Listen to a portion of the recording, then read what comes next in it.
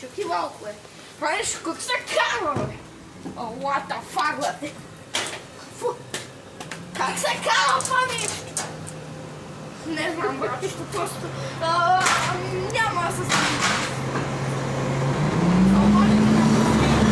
Все още няма се обаждам за малко ще се обаждам.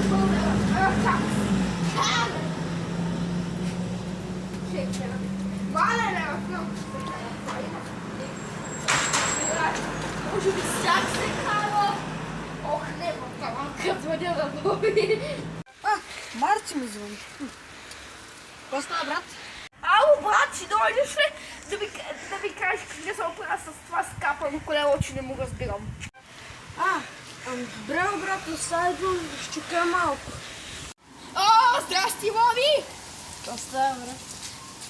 Значи купих си ново колело на 500 лева. Нищо не трябва да ме разбирам.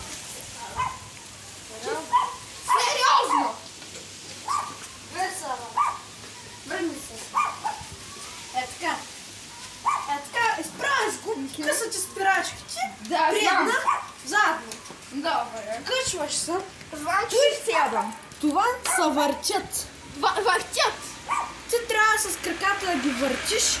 Ей, те педали. Сядаш тук и въртиш педалите и то си тръгва колелото по улицата. Това са ти скоростите. Да. И като цяло е това. Това ти е скоростта там за да я знам ко. Тук пак за да я знам ко. Тук имаш някакъв звънец от 2003-та. И да. Добре.